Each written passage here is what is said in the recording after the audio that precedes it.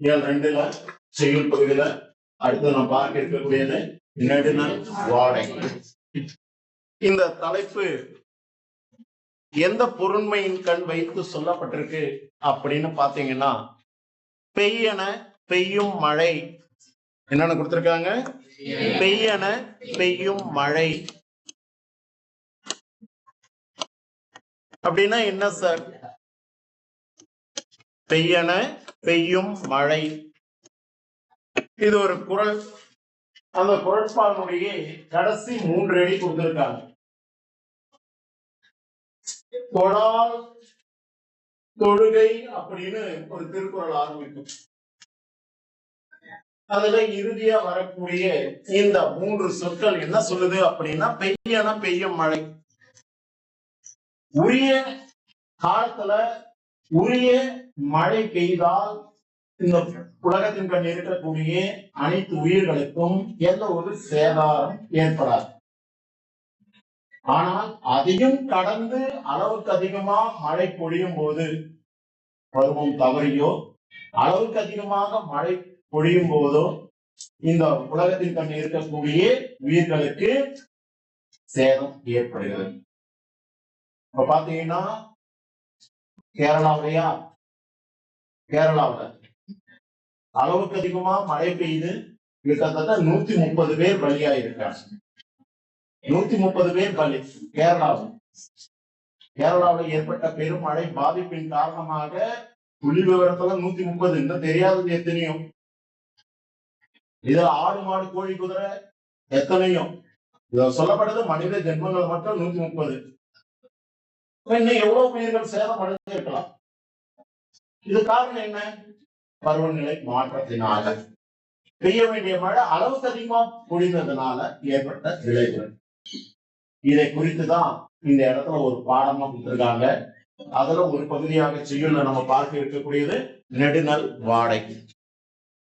முதல்ல இந்த நெடுநல் வாடை எந்த நூல்களில் ஒன்று அப்படின்னு பாத்தீங்கன்னா, 10 பாட்டு நூல்களில் ஒன்று. நெடுநல் வாடை எந்த நூல்களில் ஒன்று? 10 பாட்டு நூல்களில் ஒன்று. சரி, இந்த 10 பாட்டு எந்த நூல்களில் ஒன்று? இந்த 10 பாட்டு எந்த நூல்களில் ஒன்று? 11. Very good. 11 மேல் கணக்கு நூல்களில் ஒன்று. இந்த 11 மேல் கணக்குன்னு சொல்லும் பொழுது எத்தனை நூல்கள் அதன் நூல் காணப்படுகிறது? 18. எப்படி? 11 இந்த நேவை பிரிச்சீங்கன்னா இன்னு கூட்டல் ஏ. 10 என்ற சொல்லுக்கு 10, எண் என்ற சொல்லுக்கு 8. ஆக 10 ஒரு 8 18 நூல்கள் மேல் கணக்கு நூல்கள். அதுல 10 பாட்டுல எத்தனை நூல்கள் இருக்குன்னா 10 நூல்கள் இருக்கு. அப்ப 8னும் போது எது சார் அப்படின்னு சொன்னா 8 தொகை. அப்ப 8 தொகையில் உள்ள நூல்களின் எண்ணிக்கை எத்தனைனா 8. ஆக 8 ஒரு 10 18. ஆக 18 மேல் கணக்கு நூல்கள்ல 10 பாட்டும் 8 தொகையும் 18 மேல் கணக்கு நூல்களாக சொல்லப்படுது. இதுல 10 பாட்டு நூல்கள்ல ஒன்றுதான் நம் பாடப்பகுதியில் வந்திருக்கக்கூடிய நெடுநல் வாடை. அப்ப நெடுநல் வாடை எந்த நூல்களில் ஒன்றுன்னு ஒரு மார்க்ல கேள்வி கேட்டா 10 பாட்டு நூல்களில் ஒன்று. சரி, இந்த 10 பாட்டு நூல்கள் யாவை அப்படின்னு ஒரு 2 மார்க் கொஸ்டின்லயோ இல்ல ஒரு 4 மார்க் கொஸ்டின்லயோ கேட்கிறாங்க. அது தெரிஞ்சுக்கணும். என்னன்னா அந்த நூல்கள் அப்படின்னு கேட்டா, 1 திருமுருகாற்றுப்படை. திருமுருகாற்றுப்படை ஆற்றுப்படை நூல்கள் இந்த 10 பாட்டுல மொத்தம் எத்தனை சார் அப்படின்னா 5 நூல்கள் இருக்கு. அதுல முதலாவதாக வைத்து பாடுவது திருமுருக ஆற்றுப்படை என்று சொல்லக்கூடிய நூல். 2வது பொருணர் ஆற்றுப்படை. பொருணர் ஆற்றுப்படை அது சீர்பிரிச்சு படிச்சீங்கன்னா பொருணர் ஆற்றுப்படை அப்படின்னு சொல்லுவது. 3வது பாத்தீங்கன்னா சிறுபானாற்றுப்படை. சிறுபானாற்றுப்படை.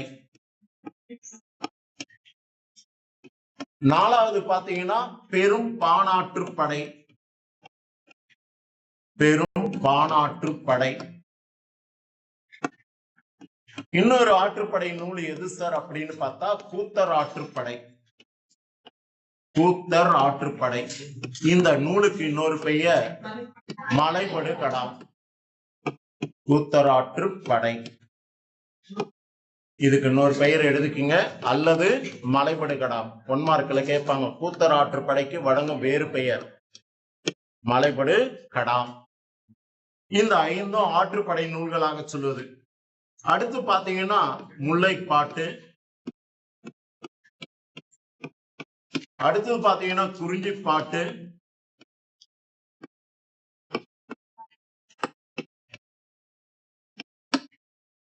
அடுத்தது பட்டினப்பாலை,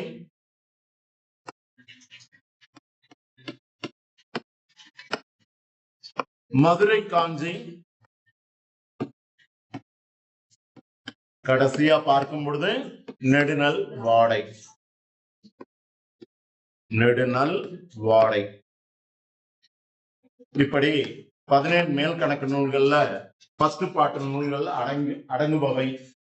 ஆற்றுப்படை நூல்கள் 5 ஞாபகத்தில் வச்சுக்கோ. திருமுருக ஆற்றுப்படை, பொன்னர் ஆற்றுப்படை, சிறுபான் ஆற்றுப்படை, பெருமான் ஆற்றுப்படை, கூத்தர் ஆற்றுப்படை. அதுக்கப்புறம் பாட்டுல 2, 1 முல்லைப்பாட்டு, குறிஞ்சி பாட்டு.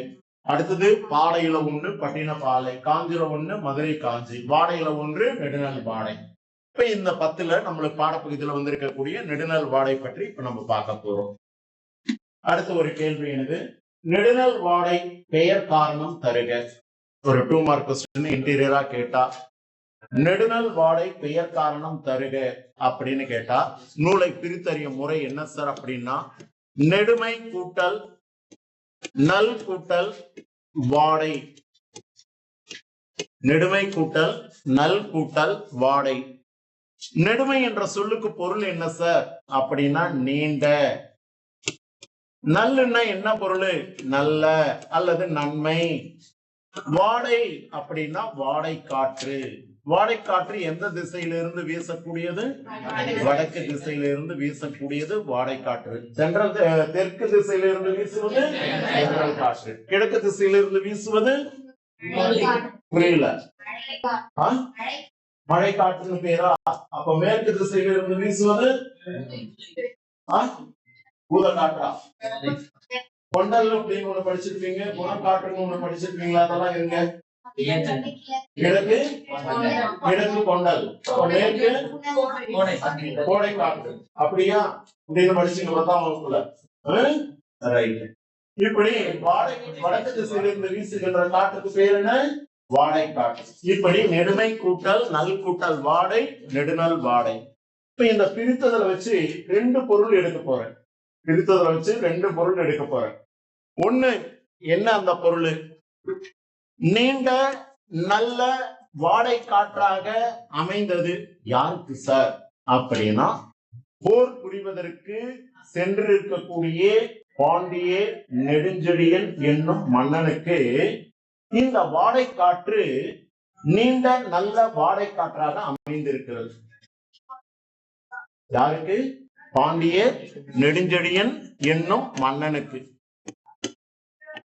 பாண்டிய நெடுஞ்செழியன் என்னும் மன்னனுக்கு இந்த வாடை காற்று நல் வாடை காற்றாக அமைந்திருக்கு. போர் புரிவதற்காக சென்றிருக்கக்கூடிய இடத்துல அவன் தங்கி இருக்கக்கூடிய பாசறை. பாசறை அப்படின்னு சொன்னா தங்கும் வீடு. சில பேருக்கு சில கால வேளைகள் நன்மை தரும். சில கால வேளைகள் நன்மை தரும்.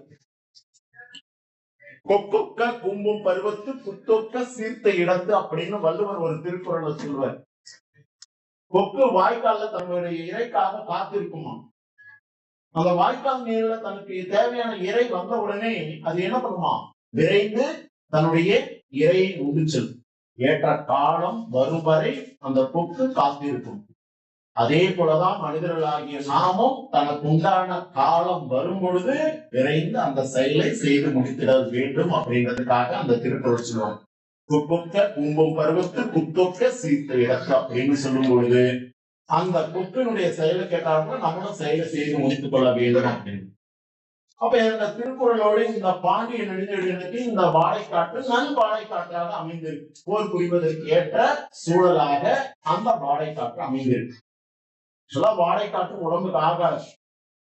வடக்கு திசையிலிருந்து வீசுகின்ற காற்று குளிர்ந்த காற்று உடம்புக்காக. அதே தென்றல் காற்றா மேனியை தவழ்ந்து விட்டு செல்லும். எவ்வளவு வேணும்னாலும் அதை வாங்கிக் கொள்ளலாம். ஆனா வாடகை காற்று மட்டும் வாங்கிக் கொள்ள கூடாது, உடலுக்கு உபாதைகளை உண்டாக்கக்கூடியது. ரைட். ஆனா இந்த பாண்டிய நெடுஞ்செழியன் என்ற மன்னனுக்கு அது நல்ல காற்றாக அமைந்திருக்கு. இது ஒரு பொருள். இரண்டாவது பொருள் என்ன சார் இதுல அப்படின்னு பாத்தீங்கன்னா, இந்த தலைவனை விட்டு பிரிந்திருக்கக்கூடிய தலைவிக்கு, யாரு, பாண்டிய நெடுஞ்செழியனுடைய மனைவிக்கு, அரசிக்கு துன்பம் தரக்கூடிய வாடையாக அது காணப்படக்கூடியது. நீண்ட துன்பம் தரக்கூடிய வாடையாக அது காணப்படுகிறது. ஏன் சார்? இவன் எதுக்காக போயிருக்கான்? பகை நாட்டு மன்னனை போர் புரிந்து அந்த நாட்டை கைப்பற்றுவதற்காக போயிருக்கான். அப்ப ஏற்ற சூழல், போர் புரிவதற்கு ஏற்ற சூழல் அமைந்திருக்கின்ற நினைச்சு அங்க போய் தங்கி இருக்கிறான். ஆனால் இங்கே தலைவனை விட்டு பிரிந்திருக்கக்கூடிய தலைவிக்கு அவ்வாடை காற்று துன்பம் மிகுதியால தலைவி வருத்தப்படுகின்றார். துன்பம் மிகுதியால தலைவி வருத்தப்படுகிறார். இப்ப இந்த பெஞ்ச்ல 4 பேர் உட்கார்ந்துட்டு இருக்கீங்க. இன்னும் ஒரு ஆள் கூட உட்கார்ந்தா நல்லா இருக்கும். இன்னும் ஒரு 2 பேர் கூட உட்காரலாம். ஏன்னா வடக்கு திசையிலிருந்து வீசுகின்ற அந்த வாடை காற்று உடலை என்ன பண்ணுது? நடுங்க வைக்கிறது. அப்ப 6 பேர் 7 பேர் உட்காரும் போது தன்னுடைய உடல் கதகதப்புல இதமா இருக்கும். சரி சார், இதே வெயில் காலத்துல, கோடை காலத்துல 6 பேர் 7 பேர் ஒன்னா உட்காந்து முடியுமா? தள்ளி உட்கார்றா, உடம்புல கஷ்டம் இருக்கு அப்படின்னு ஃப்ரீயா உட்கார்றதுக்கு ஆசைப்படுறீங்க. அதே இந்த நேரத்துல நல்லா இருக்கு, வா பக்கத்துல வந்து உட்காந்து வாடா வாடா அப்படின்னு இறுக்கி கட்டி பிடிச்சிட்டு உட்கார்ற அளவுக்கு உட்கார்ந்து இருக்கீங்க. அவன் எழுந்து போவான், போகாத எவ்வளவு சுகமா இருக்குது, உட்கார்றான் அப்படின்னு. காரணம் வீசுகின்ற காற்று, வாடை காற்று அந்த நிலையிலிருந்து தன்னை தக்க வைச்சதுக்காக அப்படி நெருக்கமா உட்கார்ந்து. தலைவி தனிமையில் இருக்காளே, அவளுக்கு எப்படி இருக்கும்? தலைவி தனிமையில் இருக்காளே, நீ போறியா? இது சங்க காலம், கலியுக காலம் இல்ல, சங்க காலத்துல நடந்தது. சரியா? அப்ப தனிமையில் இருக்கும்போது கண்டிப்பா வருத்தம் இருக்கதானே செய்யும் இல்லையா? குளிர் போக்கிறதுக்கு இல்ல இல்ல, அதனால வருத்தமா இருக்கு. யாருக்கு? யாருக்கு? தலைவி. அப்ப 2 பொருள் என்னன்னு தெரிஞ்சு வச்சான். ஒண்ணு, தலைவனுக்கு நீண்ட நல் வாழை காற்றாக அது அமைந்திருக்கு. 2வது, தலைவனை விட்டு பிரிந்திருக்கக்கூடிய தலைவிக்கு நீண்ட துன்பம் தரக்கூடிய வாடையாக அது அமைந்திருக்கு. இதை பற்றி பேசுவதுதான் நெடுநல் வாடை. ஓகே, சரி. இந்த நெடுநல் வாடை மொத்தம், இந்த நெடுநல் வாடையில இருக்கக்கூடிய பாடக்கூடிய எண்ணிக்கை எத்தனை சார் அப்படின்னு பாத்தீங்கன்னா 188 அடிகள் கொண்டு பாடப்பட்டுள்ளது. இந்த நூல்ல இருக்கக்கூடிய மொத்த பாடலுடைய எண்ணிக்கை எத்தனை? 188 அடிகள். நூல் வெளியில இருக்க பாருங்க, 188 அடிகளை கொண்டு பாடப்பட்டுள்ளது. சரி சார், 188 அடிகள்னு சொல்லி இருக்கீங்க. இப்ப இந்த அடிகளுடைய அமைப்புல குறைந்தது எத்தனை அடி, அளவுக்கு அதிகமா எத்தனை அடிகள் இருக்கும் இந்த பாட்டுல அப்படின்னு பாத்தீங்கன்னா, குறைந்தது 1 அடி முதல் அளவுக்கு அதிகமா 12 அடி வரை கொண்டு பாடப்பட்டிருக்கு. குறைந்தது 1 அடி, அளவுக்கு அதிகமா 12 அடிகளை கொண்டு பாடப்பட்டிருக்கும். எந்த நூலுல? எந்த நூலுல? நெடுநல் வாடையில. மொத்த அடிகளுடைய எண்ணிக்கை எவ்வளவு? 188. சரி சார், இது என்ன வெண்பா கொண்டு பாடப்பட்டிருக்கா, ஆசிரியப்பாவை கொண்டு பாடப்பட்டிருக்கா, இல்ல கலிப்பா வந்திப்பாவை கொண்டு பாடப்பட்டதா அப்படின்னா கண்ணை மூடிக்கிட்டு சொல்லலாம். இது எந்த இலக்கியம்? சங்க இலக்கியம். அந்த காலத்தில் எழுதப்பட்ட பாடல்கள்லாம் என்ன பாவகை கொண்டு பாடப்பட்டது? ஆசிரியப்பாவை கொண்டு பாடப்பட்டது. அப்ப இந்த பாடலும் என்ன பாவகை கொண்டு பாடப்பட்டிருக்கும்? ஆசிரியப்பாவை கொண்டு தான் பாடப்பட்டுள்ளது. அப்ப ஆசிரியப்பாவுக்குரிய ஓசை என்ன ஓசை? அகவல் ஓசை. அப்ப ஓசை என்னன்னு கேட்டா அகவல் ஓசை, பா என்னன்னு கேட்டா ஆசிரியர் பாவை கொண்டு பாடப்பட்டுள்ளது. ஓகே, இதெல்லாம் நூல் பற்றிய விவரம். அப்ப நூல் குறிப்பு வரைக, நெடுநல் வாடை பற்றி குறிப்பு வரைக அப்படின்னா முதல் பாயிண்ட் என்ன இருக்கீங்க சொல்லுங்க பார்க்கலாம். இந்நூல், இந்நூல் 10 நூல்களில் ஒன்று. 2வது பெயர் காரணம் நெடுமை கூட்டல் நல் கூட்டல் வாடை. அப்ப 2 மீனிங் எழுத போறீங்க. இதற்கான அமைந்துள்ள பாடல் அடிகளுடைய எண்ணிக்கை 188. எத்தனை அடி முதல் எத்தனை அடி வரை கொண்டு பாடப்பட்டிருக்கோம்? 1 முதல் 12 அடி வரை. எந்த பாவகை கொண்டு பாடப்பட்டிருக்கோம்? இதை இயற்றியவர் யாரு சார் அப்படின்னா ஆசிரியர் நக்கீரர். ஆசிரியர் நக்கீரர். ஒரு 4 மார்க்லயும் 2 மார்க்ல கேட்டா எழுதிக்கணும். ஓகே, இப்போ ஆசிரியர் பற்றி குறிப்புக்குள்ள போறேன். இந்த பாடலை இயற்றிய ஆசிரியர் நக்கீரர் பற்றி குறிப்பு. யார் இந்த நக்கீரர்? கீரித்தான் பாரு இல்லையா? இந்த காலத்துல இருக்காங்க நக்கீரர். நக்கீரர் இருக்கார். நக்கீரன் பத்திரிகையினுடைய ஆசிரியர் நக்கீரர் இல்லையா? மாணவ செல்வங்களுடைய பெயர்களும் நக்கீரன் பேர் வச்சிருக்காங்க, நக்கீரர் பேர் வச்சிருக்காங்க. அப்ப இந்த நக்கீரன் தான் எழுதினாரா அப்படின்னு கேள்வி கேட்டுறாரு. இது சங்க இலக்கியம்னு சொல்லிட்டேன். அப்ப சங்க காலத்தில் இருந்த புலவர்கள் ஒருவர் நக்கீரன். சில பேருக்கு இப்ப என் ஊருக்குள்ள போனா என் பேர் சொன்னா யாருக்குமே தெரியாது. யார் பணி அப்படின்னு, யாருடைய பிள்ளை அப்படின்னு கேள்வி கேட்பாங்க. ஏன்னா ரொம்ப நாளா ஊர்ல கிடையாது. படிக்கும் போதும் சரி, அவுட் ஆஃப் ஏரியா, வீட்டுல இருந்தாலும் சரி, வெளியில போக மாட்டோம், வீட்டுக்குள்ளவே. அப்போ யாருமே தெரியாது. அப்ப இன்னார் யாரு யாரு அப்படின்னு அக்கபக்கத்துல யாருன்னா கேட்டாதான் சொல்லுவாங்க, இன்னாருடைய மகன் இவன் அப்படின்னு சொல்லும் பொழுதுதான், ஓ அவருடைய மகனா, என்ன பண்றாரு? வாத்தியார். ஓ வாத்தியாரா அப்படின்னு வியப்பா கேட்பாங்க. சில பேர் சொல்லவே தேவையில்ல, பேர் கேட்டாலே அதிரும் இல்லையா?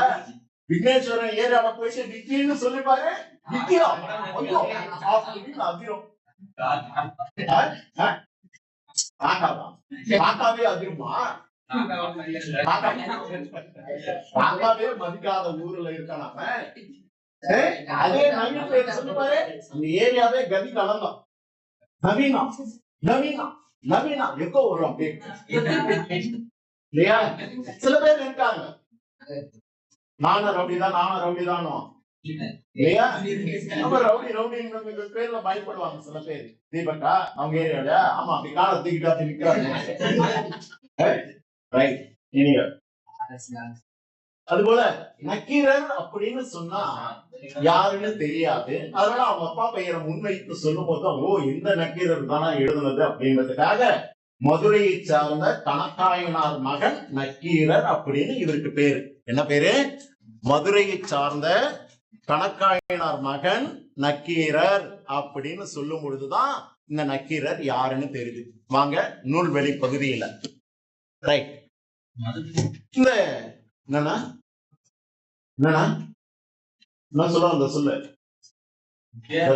மதுரையை சார்ந்த கணக்காயனார் மகன் நக்கீரர் அப்படின்னு சொன்னாதான் இந்த நக்கீரர் யாருன்றது தெரிய வரும். கொஞ்ச நேரத்துக்கு முன்னாடி சொன்னாப்புல. சரி சார், இவர் எழுதின நூல் என்ன சார்? நெடுநல் வாடை.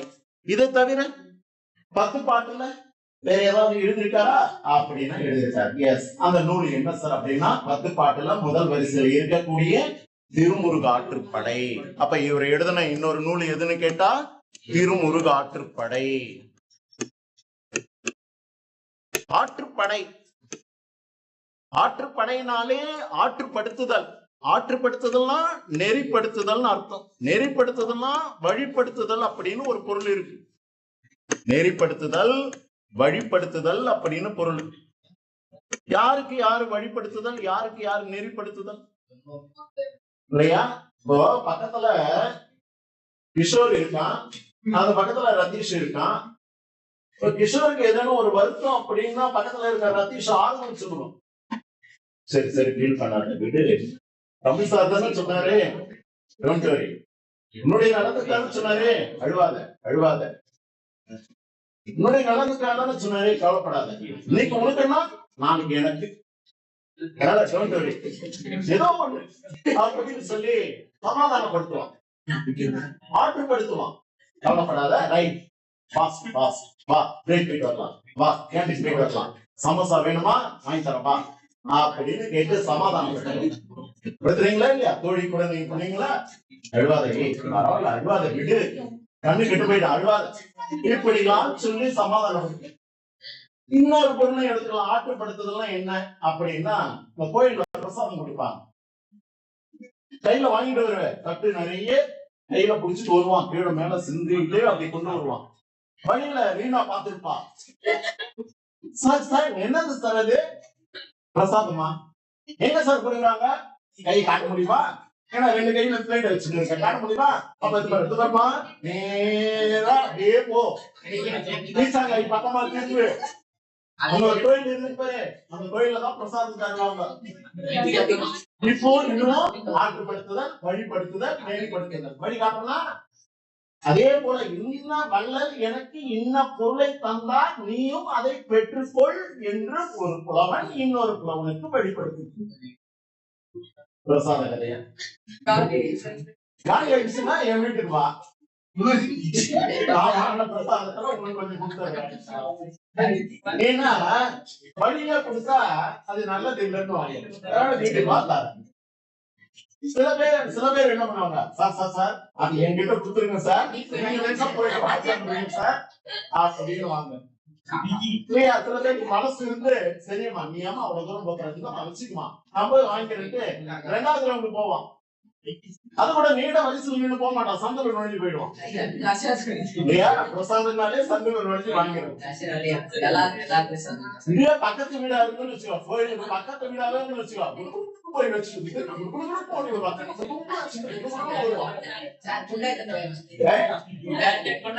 கோயிலுக்கு உண்டானே எடுத்து போயிடுவான். 3 வேலைக்கு சேர்த்து வாங்கி வச்சிடறான். நல்ல குடும்பம். பிறரால் கொடுக்கப்பட சாதம் அது வேஸ்ட் பண்ணக்கூடாதுன்னு அவங்க வாங்கி வச்சிருக்கிறாங்க. அதுதான் நல்ல குடும்பம்னு சொல்லுங்க. நீ எதுவும் தப்பா நினைச்சுக்க. அதுக்கப்புறமா அதை எடுத்து அக்கம் பக்கத்து வீட்டாருக்கு கொடுப்பான். அந்த போல நீயே தின்றான்னு அவன் தின்ன மாட்டான், 4 பேருக்கு எடுத்து கொடுப்பான். நல்ல மனசு தர்ஷனுக்கு. அதான் இப்படி பல பொருள் உண்டு. நெறிப்படுத்துதல், வழிபடுத்துதல். ஓகேவா? அப்ப திருமுருக ஆற்றுப்படைன்றது அவர் எழுதின முதல் நூல். 10 பாட்டு நூல்ல 1வது வரிசையில வச்சிருக்கக்கூடிய திருமுருக ஆற்றுப்படையும் அவர் எழுதணும்.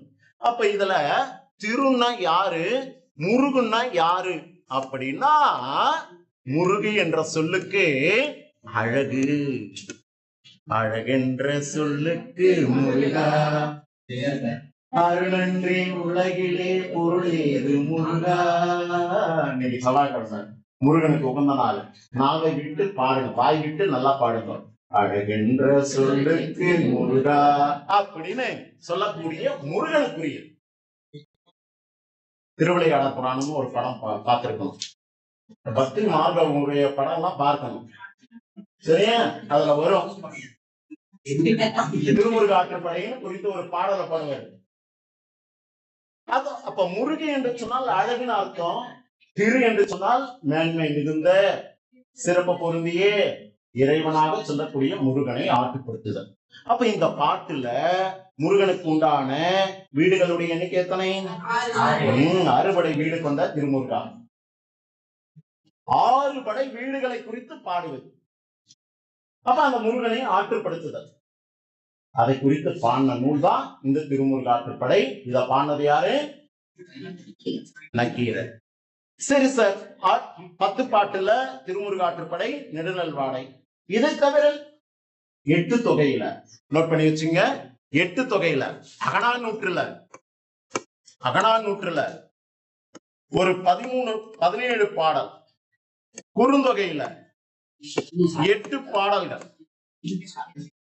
குறுந்தொகையில 8, நற்றிணையில 7, புறநானூறுல 3. இப்படி 8 தொகை நூல்கள்ல அகநானூற்றுல 17 பாடல்களும், குறுந்தொகையில 8 பாடல்களும், நற்றிணையில 7 பாடல்களும், புறநானூற்றுல 3 பாடல்களும். கூட்டி பாருங்க, 10, 27, 35 பாடல்கள் 8 தொகை நூல்கள்ல. இதுல அகநானூறு, குறுந்தொகை, நற்றிணை அகம் சார்ந்தது, புறநானூறு புறம் சார்ந்தது. சரி சார், இந்த 8 தொகையில அகம் சார்ந்த பாடல்களாக அகநானூற்றுல 17, குறுந்தொகையில 8, நற்றிணையில 7 பாடி இருக்கிறாரு. புறம் சார்ந்த நூலாக சொல்லக்கூடிய புறநானூற்றுல எத்தனை பாடி இருக்காருன்னா 3 பாடல்கள் பாடியிருக்கிறார். யாரு? நக்கீரர். அப்ப இவர் ஒரு சங்ககால புலவர்களில் ஒருவர். சங்ககால புலவர்களில் ஒருவர் இந்த நக்கீரர். அப்ப முதல் பாயிண்ட் நீங்க என்ன எழுதணும்? நக்கீரர் பெயர் காரணத்துல இவர் சங்ககால புலவர்களில் ஒருவர். இவர் மதுரை கணக்காயனாருடைய மகன். இவர் 10 பாட்டு நூல்கள்ல திருமுருகாற்றுப்படை, நெடுநல்வாடை ஆகியவற்றை எழுதியுள்ளார். ஓகே. இவர் பாடிய இன்னும் சில பாடல்கள் 8 தொகையில, அகநானூற்றுல 17, குறுந்தொகையில 8, நற்றிணையில 7, புறநானூற்றுல 3. ஓகே. இதுல அகம் சார்ந்த பாடல்கள் எது எதுன்னு கேட்டா அகநானூறு, குறுந்தொகை, நற்றிணை. புறம் சார்ந்த நூல் எதுன்னு கேட்டா புறநானூறு. ஓகேவா? இப்படி அவர் பற்றிய குறிப்புகளை எழுத போறீங்க. இந்த ஆற்றுப்படை நூல்கள்லயே முதலாவதாக வைத்து பாடின நூல் எதுன்னு ஒண்ணு கேட்பான். அப்ப எந்த நூல் இது? திருமுருகாற்றுப்படை. இது புலவர் ஆற்றுப்படைன்னு ஒரு பேர் உண்டு. இந்த திருமுருகாற்றுப்படைக்கு இன்னொரு பெயர் என்ன சார் அப்படின்னா புலவர் ஆற்றுப்படைன்னு ஒரு பேர் உண்டு. நோட் பண்ணி வச்சுங்க. 1 மார்க்ல கேட்டாலும் கேட்கலாம். புலவர் ஆற்றுப்படை என அழைக்கப்படும் 10 பாட்டு நூல்களில் ஒன்று எது அப்படின்னு கேட்டா புலவர் ஆற்றுப்படை.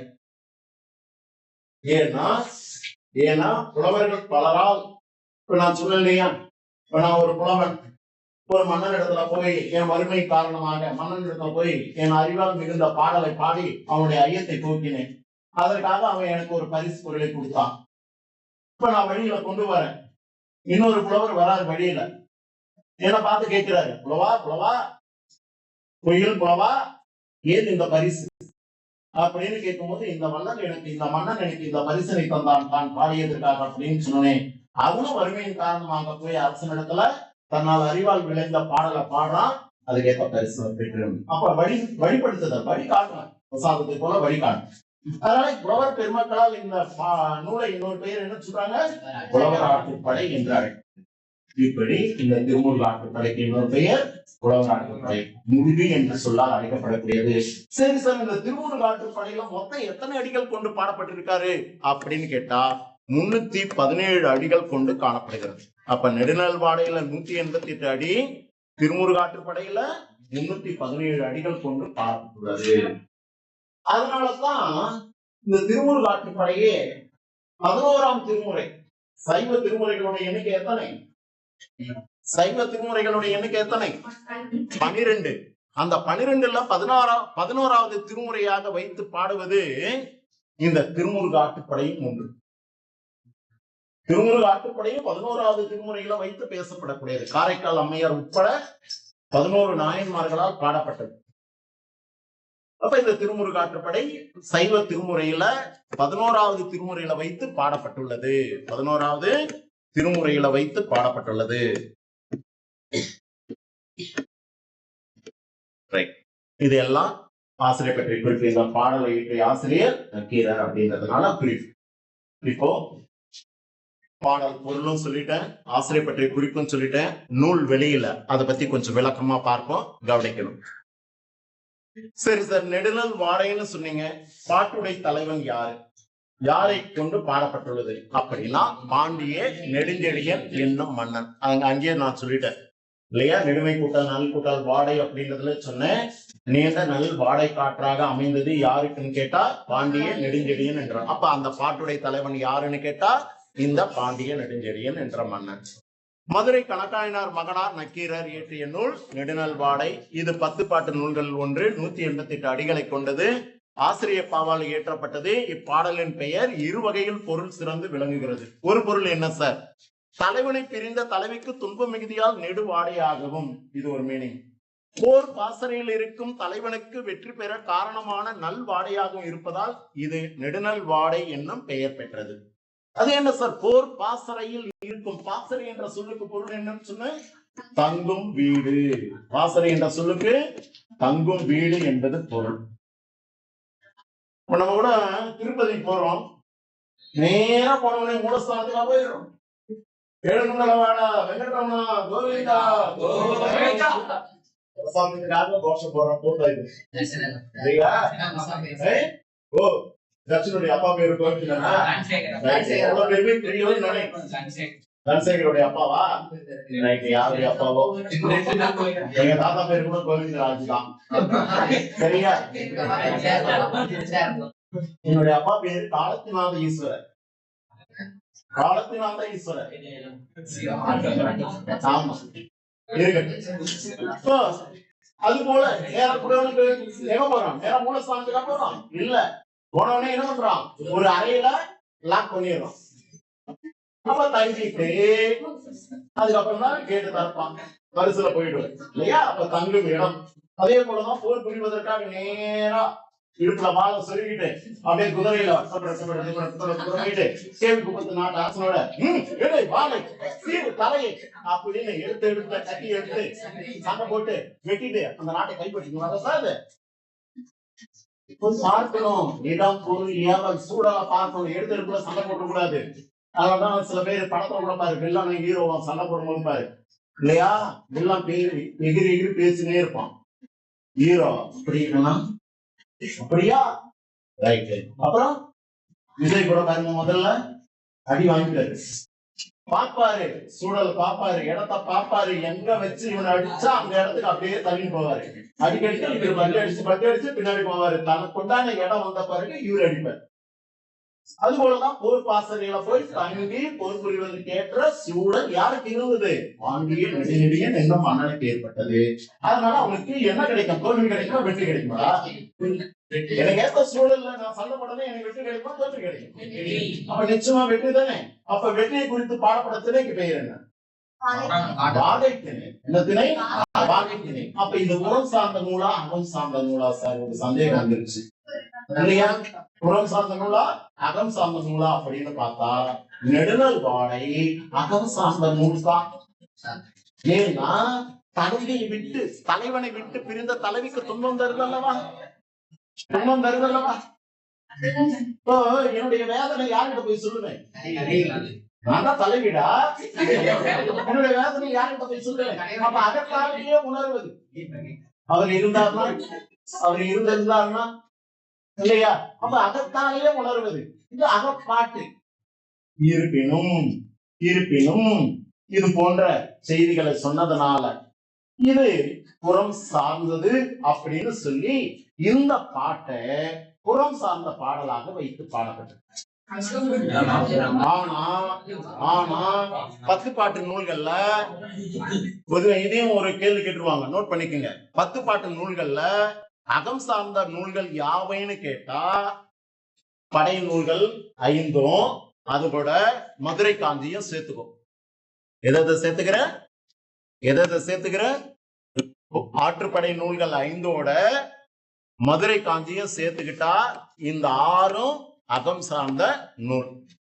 அப்ப மீதி இருக்கக்கூடிய முல்லைப்பாட்டு, குறிஞ்சிப்பாட்டு, சாரி மாத்தி சொல்லிட்டேன், இதெல்லாம் புறம் சார்ந்தது, புறம் சார்ந்தது. இப்ப சொல்ல போற முல்லைப்பாட்டு, குறிஞ்சிப்பாட்டு, பட்டினப்பாலை, நெடுநல் வாடை இதெல்லாம் அகம் சார்ந்தது. அப்ப 10 பாட்டுல 4 நூல்கள் மட்டுமே அகம் சார்ந்தது, மீதி 6 புறம் சார்ந்தது. கரெக்டா நோட் பண்ணிட்டியா? புறம் சார்ந்த நூல்கள் எது எதுன்னு கேட்டா ஆற்றுப்படை நூலும் மதுரை காந்தியும் புறம் சார்ந்தது. முல்லைப்பாட்டு, குறிஞ்சிப்பாட்டு, பட்டினப்பாலை, நெடுநல் வாடை இந்த 4ம் அகம் சார்ந்தது. அப்ப நெடுநல் வாடை அகம் சார்ந்த நூலா புறம் சார்ந்த நூலான்னு கேட்டா அகம் சார்ந்தது. இப்ப நம்ம பாடப்பகுதியில வந்திருக்கக்கூடிய பாடல் போர் நிகழ்வை பற்றி சொல்வது இல்லையா? புறம்னா என்ன பொருள்? புறத்தே. வெளியேனா யாருக்கு வெளியே? ஒத்த அன்புடைய தலைவன் தலைவி இருவரிடையே நிகழக்கூடிய காதல் நிகழ்வுகளை தவிர்த்து ஏனைய நிகழ்வுகள் இல்லையா? காதல் நிகழ்வுகள்னா என் மனசுல என் மனைவி எவ்வளவு இடம் பிடிச்சிருக்கா, அவ மனசுல நான் எவ்வளவு இடம் பிடிச்சிருக்கேன் அப்படின்றது எங்க இருவருக்கு தான் தெரியும். இதை போய் நான் தர்ஷன் கிட்ட சொல்ல முடியாது, தீபகிட்ட சொல்ல முடியாது. சொல்ல முடியுமாடா? சொல்ல முடியாது. அதே என்னுடைய குவாலிபிகேஷன் சார், உங்களுடைய எஜுகேஷனல் குவாலிபிகேஷன் என்ன சார் சொல்லலாம், என்னுடைய கொலை குணம் என்ன சொல்லலாம், வீரம் என்ன சொல்லலாம், 10 பேர் வீட்டு இருக்க சொல்லலாம், வெளிப்படுத்த சண்டை போடும்போது பார்த்திருக்கலாம். வாய் சண்டையில வீரன் அடி, கை சண்டையில கோடை அடி அப்படின்னு இல்லையா? இப்படி வீரம் சண்டையில இப்படி எப்படிப்பட்டவர்கள் வெளிப்புறத்துக்கு தெரியும், தெரியுமா தெரியாதா? ஆனா உள்ளகிற உணர்வு இப்ப நான் என்ன நினைக்கிறேன்னு உன்னால சொல்ல முடியுமா? நீ என்ன விவேகா மைண்ட் வயசுல சொல்றதுக்கு முடியாது. அப்ப அகத்தாலே உணர்வது அகம், புறத்தாலே உணர்வது புறம். அப்ப இது அகம் 4, புறம் 6 பாடல்களை கொண்டு பாடப்பட்டிருக்கு இந்த 10 பாட்டு. அப்ப நம்ம பாடப்பகுதியில் வந்து இருக்கக்கூடிய நெடுநாள் பாடை நம்ம பாடப்பகுதியில் வந்திருக்கிறது புறம் சார்ந்த. அப்ப புறம் சார்ந்த பாடலாக இருந்தா அதை பற்றி படிக்கக்கூடிய திணைகளுக்கு பேர் என்ன? புறம் சார்ந்த நூலாக இருந்தா அதை பற்றி படிக்கக்கூடிய திணைக்கு பெயர் என்ன? புற திணைகள். Very good. அப்ப அந்த புறத்திணைகளுடைய எண்ணிக்கை எத்தனை சார்? புறத்திணைகளுடைய எண்ணிக்கை எத்தனை? 10ஆம் வகுப்புல படிச்சிருப்பீங்க. 12. Very good. எத்தனைகள்? 12. ஆனா இப்ப நீ 11ஆம் வகுப்பு வந்துட்டு இல்ல, அதனால ஒண்ணு குறைச்சிட்டாங்க. எத்தனை புறத்திணைகளுடைய எண்ணிக்கை? எத்தனை? 11 சொல்லுவதும் உண்டு.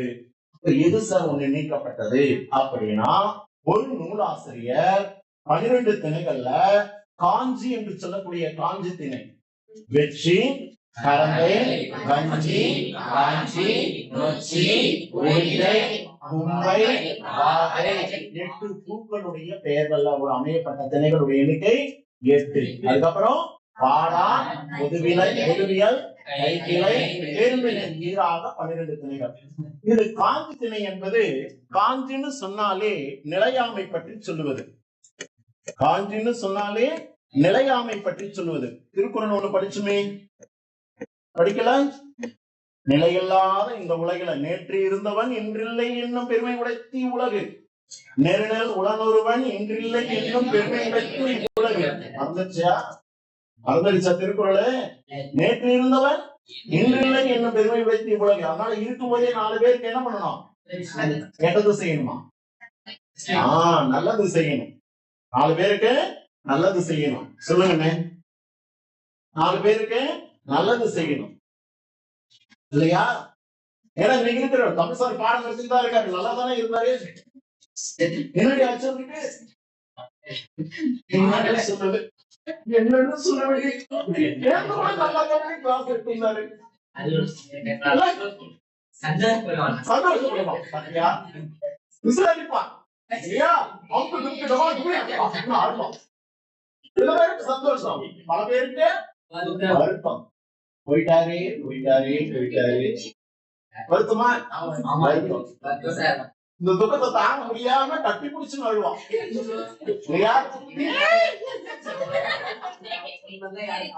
அப்படியெல்லாம் விடாத மாட்டீங்க. இனி யாரை கொஞ்சம் காப்பாத்துவாங்க? யாரும் ஒருத்தர் முன்னாடி வந்து காப்பாத்து.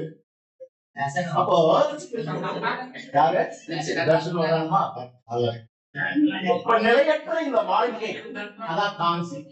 காஞ்சி என்பது எதை உணர்த்துவது? நிலையாமை பற்றி உணர்த்துவது. அதனால ஒரு ஆசிரியர் என்ன பண்றாரு, அந்த திணை நீங்களாக 11 திணைகள் அப்படின்னு சொல்லப்பட்டிருக்கு ஒரு நூல்ல. இன்னொரு நூல்ல உழிஞை என்று சொல்லக்கூடிய ஒரு திணை, நொச்சி, உழிஞை. என்ன மீனிங்? உழிஞைனா வெற்றினா ஆண்நிலை கவர்கள், கரணைனா ஆண்நிலை நீர்கள், வஞ்சினா பற்றாண்மை செல்வது, காஞ்சினா எதிர்வுங்கள், அதுக்கப்புறம் நொச்சினா வெயில் காத்தலாம் வளைத்தலாம், காத்தல். உழிஞைனா வெயில் வளைத்தல். அந்த ஒரு திணையை நீங்க 11 திணைகள் சில நூலாசிரியர்கள் குறிப்பிடுறாங்க. அதனால புறத்திணைகளுடைய எண்ணிக்கை எத்தனைன்னு கேட்டா 11. எத்தனை? 11. சரி சார். அப்ப திணை என்பது பெருக்கெடுத்து ஓடுகின்ற ஆறு.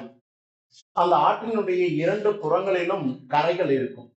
கரைனா ஏறி இறங்குவதற்குண்டான படிக்கற்கள் இருக்கும், இல்ல மண் கரைகள் இருக்கும். சேசர்னோ அதுதான் துறைன்னு சொல்லுவாங்க.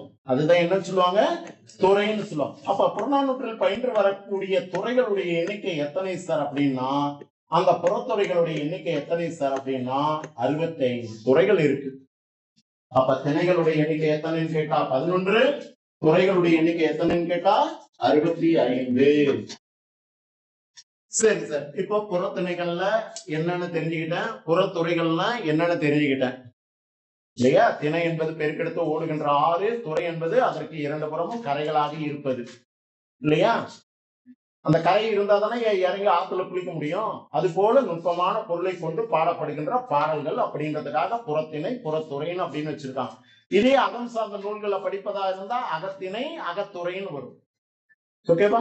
ரைட். இந்த அடிப்படையில நம்ம பாட்டுல வந்திருக்கக்கூடிய புறத்திணைகள் 11ல என்ன திணை வந்திருக்கு அப்படின்னு கேட்டா வாகை திணை இடம்பெற்றிருக்கு. என்ன திணை வந்திருக்கு? வாகை திணை. வாகைனாலே என்ன பொருள் சொன்னீங்க? வெற்றி. கொடுத்திருக்காங்க பாருங்க பாட்டுக்கு பக்கத்துல இருக்கா? ரைட். அப்ப இது புறம் சார்ந்த நூல் தானா? நம் பாடப்பகுதியில் வந்திருக்கக்கூடிய பாடல் புறம் சார்ந்தது தானே? ரைட். அதே போல துறைன்னு சொல்லும் போது நம்ம பாடப்பகுதியில் வந்திருக்கக்கூடிய துறை என்ன சார் அப்படின்னு சொன்னா கூந்தீர் பாசறை துறையாக சொல்லக்கூடியது. என்ன துறை? கூந்தீர் பாசறை துறையாக சொல்லக்கூடியது. பாசறைன்னா சொன்னேன், என்ன பொருள்? தங்கும் வீடுன்னு சொன்னேன். கூதிர் காலம் அப்படின்னு ஒண்ணு படிச்சிருப்பீங்க. எங்க படிச்சோம்? பெரும்பொழுதுகள் 6 படிச்சோம். இளவேநீர் காலம், முதுவேநீர் காலம், கார்காலம், குளிர்காலம்னு ஒண்ணு படிச்சு பாத்தியா? இந்த குளிர்காலத்துக்கு இன்னொரு பேர் தான் கூதிர் காலம் அப்படின்னு சொல்லக்கூடியது. அடுத்தது முன்பனி காலம், பின்பனி காலம். இந்த பெரும்பொழுதுகள் 6ல எந்த காலத்துக்கு இன்னொரு பெயர் அப்படின்னு சொன்னா குளிர்காலத்துக்கு இன்னொரு பேர் தான் கூதிர் காலம்னு சொல்லக்கூடியது. அப்ப குளிர்காலத்துல தங்கி இருக்கக்கூடிய அந்த படை வீடு அதுதான் இந்த கூதிர் பாசறை துறை. அப்போ திணைக்கு விளக்கம் பாருங்க. அரசனும் அவனது வீரர்களும். எந்த அரசன்? வெற்றி பெற்ற அரசனும் அவனது வீரர்களும் வெற்றியின் அடையாளமாக வாகைப்பூவை சூடி வெற்றியை கொண்டாடுவது வாகை திணை எனப்படுகிறது. இல்ல எலெக்ஷன் நடக்க போகுது 2026ல. யாரோ நிக்க போறாங்க, எல்லாருமே ஜெயிச்ச முடியுமா? முடியாது. யாரோ ஒருத்தருக்கு தான் வெற்றி இல்லையா? அந்த வெற்றி பெற்ற அந்த தலைவரை என்ன பண்ணுவாங்க? வெற்றி விழா நிகழ்ச்சி கொண்டாடுவாங்க. கொண்டாடுவாங்களா? அது போலதான் இந்த போர் பாசறையில இருந்து தங்கி போர் புரிந்த இந்த அரசனுக்கு வெற்றி கிடைச்சது. அரசன் மட்டும் அல்ல, அந்த வெற்றிக்கு காரணம் யாரு? போர் படை வீரர்களும் அதற்கு காரணம். அப்ப அரசனும் படை வீரர்களும் தன்னுடைய தலையில வாகை பூவை சூடிக்கொண்டு வெற்றியை கொண்டாடுவது வாகை திணை. சரி சார், விளக்கம் புரிஞ்சு போச்சு. அப்ப வாகை திணை விளக்கம் தருக அப்படின்னு 2 மார்க் கொஸ்டின்ல கேட்டா இந்த திணை விளக்கத்தை எழுதணும். இதையே ஒரு 4 மார்க் கொஸ்டின்ல கேட்கிறாங்க. வாகை திணையை சான்று தந்து விளக்குக அப்படின்னு கேட்கிறாங்க. சான்று தந்து அல்லது எடுத்துக்காட்டு தந்து விளக்குன்னு கேட்டா ஃபர்ஸ்ட் பாயிண்ட் வாகை திணைக்கு விளக்கம் எழுதிட்ட. அதுக்கப்புறம் என்ன பண்ணணும்? சான்று, நூல் பெயரு, ஆசிரியர் பெயரு, பாடல் வரி வரணும். அப்ப நெடுநல் வாடை நக்கீரர், பாடல் வரி, வையகம் படிப்ப, வளநீர்ப்பு வளை. அதுக்கப்புறம் சான்று விளக்கம், அதுக்கப்புறம் திணை பொருத்தம் அப்படின்னு எழுத போற 4 மார்க்ல. அதே போல கூதிர் பாசறை துறை விளக்கம் தருகன்னு கேட்டா போர் மேல் சென்ற அரசன் குளிர்காலத்தில் தங்கும் படை வீடு. குளிர்காலத்தில் தங்கும் படை வீடு கூதிர் பாசறை துறை எனப்படுகிறது. சரி, 2 மார்க்ல விளக்கம் கேட்டா. இதே 4 மார்க்ல கூதிர் பாசறை துறையை சான்று தந்து விளக்கன்னு கேட்டா இது விளக்கமா எடுத்துக்கோ. முன்னாடி சொன்னாப்ல சான்றுல நூல் பெயர், ஆசிரியர் பெயர், பாடல் வரி எழுது. பாட்டு நடத்தின பிறகு அந்த சான்றுடைய பொருள் தெரிஞ்சுக்கோ. திணை பொருத்தத்துக்கு பதிலாக இப்ப இங்க என்ன பண்ணோம்?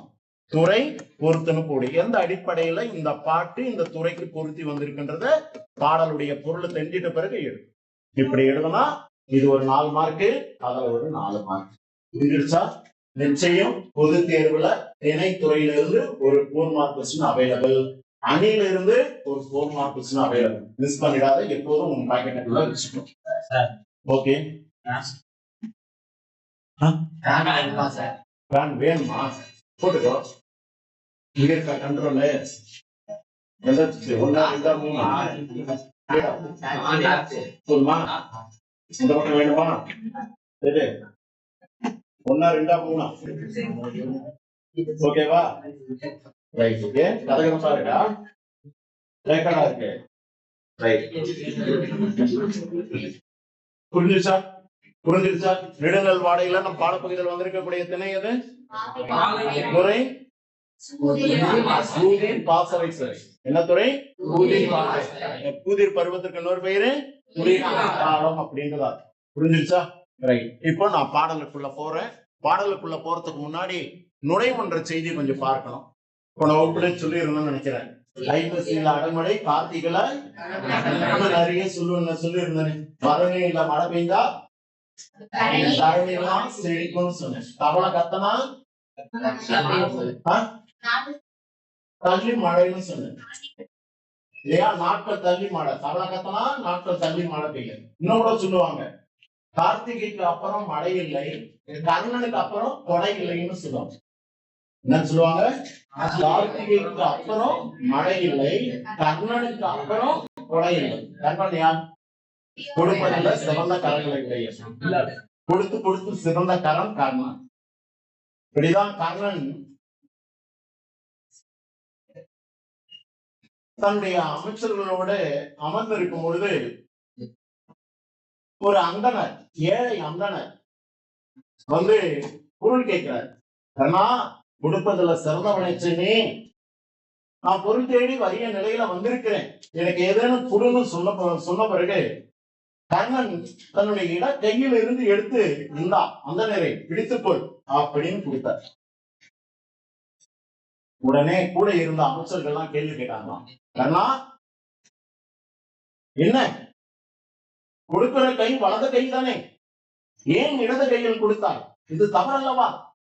இடது கையில கொடுக்க கூடாதுன்னு தானே சொல்லுவாங்க. எதை கொடுத்தாலும் வலது கையாலே கொடு அப்படின்னு தானே சொல்லுவாங்க. இடது கையில கொடுத்து விட்டாயே அப்படின்னு அமைச்சர்கள் கேட்டார். கர்ணன் சொன்னானா, நானும் அப்படிதான் கொடுக்கணும்னு நினைச்சேன், ஆனா நான் அதை இந்த கையில இருந்து இந்த கைக்கு, இட கையில இருந்து வல கைக்கு எடுத்து கொடுக்கங்காட்டி என் மனமும் மாறிடும், என் உள்ளமும் மாறிடுமா மாறிடாது. நான் அவங்க இவ்வளவு கொடுக்கறதுக்காக போறேன், அதுக்குள்ள தர்ஷன் எடுக்க போறான். சார் ஒரு நிமிஷம் சார், நான் கொடுக்கலாமா வேணாம், வாட திரும்பி பாக்கெட்டுக்குள்ளே வச்சுக்கு. மனம் மாறிடுமா? அந்த ஒரு நொடி பொழுது கொடுக்கலாமா வேணாம் ஒரு எண்ணம் வந்துருமா? எண்ணம் வந்து கொடுத்தா நல்லதானா? நல்லது. ஆனாதான் வீட்டுக்கு யாராவது வரியவர் வந்து உன்ன உணவு கேட்டா இல்லைன்னு சொல்லாம கொடுக்கணும். இல்லைன்னு சொல்லிட்டு அப்புறம் இருப்பா வரேன் அப்படின்னு சொல்லி போய் பிரியாணி கொண்டு போய் போட்டாலும் ஏற்புடையதல்ல.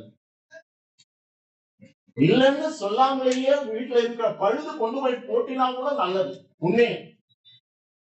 அதனால இடது கையில இருந்து வலது கைக்கு கொண்டு வந்து கொடுப்பதற்குள் என் மனமும் மாறிடலாம். இங்க இருக்கக்கூடிய அமைச்சர்களும் ஏதேனும் கருத்துக்களை சொல்லுவீங்க.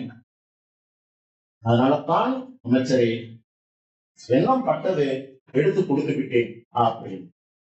அது போல கொடுப்பதுல சிறந்தவன் கர்ணன்.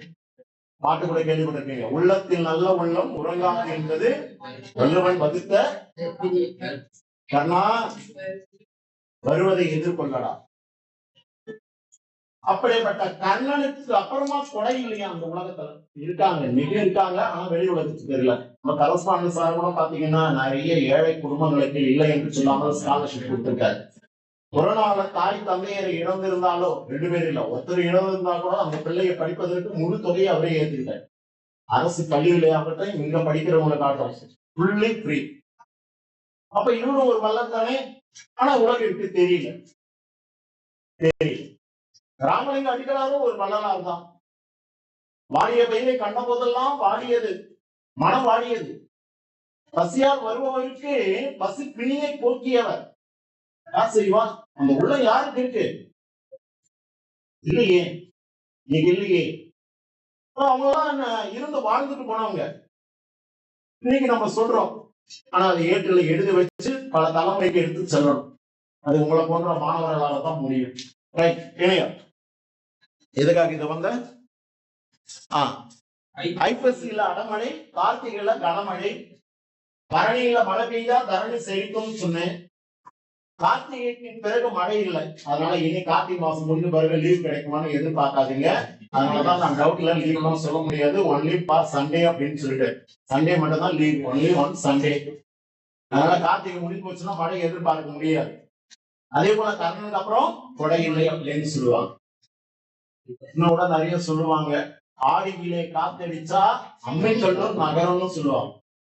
ஆடியிலே காத்தடிச்சா அம்மைக்கல்லும் நகரம். வீட்டுல இருக்க அம்மைக்கல்லு அதுவும் நகரம். அந்த அளவுக்கு பலமான காற்று வீசும். அப்ப ஆடியிலே காத்தடிச்சா ஐப்பசியில மழை பொழியும் அப்படின்னு சொல்லுவாங்க. அந்த ஐப்பசியில அடைமழைனா கார்த்திகையில கனமழையா இருக்குன்றது நம் முன்னோர்களுடைய சொல்லப்படைய. இதெல்லாம் சொல்லிட்டு போனாங்க, அனுபவித்து சொன்னது. நம்ம இன்னைக்கு எதையும் அனுபவிக்கணும் இல்ல, சொல்லவும் மாட்டோம். ஓகே, அப்படிப்பட்ட இந்த கனமழை என்பது சொல்லவடை ஓர் ஆண்டை 6 பருவங்களாக வகைப்படுத்திய தமிழர்கள். இத பத்தி போன வகுப்புல சொல்லிட்டேன்னு நினைக்கிறேன். 6 பருவங்கள் இல்லையா? பெரும்பொழுதுகள் அப்ப 6, சிறுபொழுதுகள் 6. பெரும்பொழுதுகள் என்றால் என்ன? ஒரு ஆண்டை 6 கூறுகளாக பிரிச்சால் அப்போ ஒரு கூறுக்கு எத்தனை மாதங்கள்? 2 மாதங்கள். இது என்ன பொழுது? பெரும்பொழுதுகள். அப்ப பெரும்பொழுதுகள் 6 என்னன்றதை இப்ப பாத்துட்டோமா?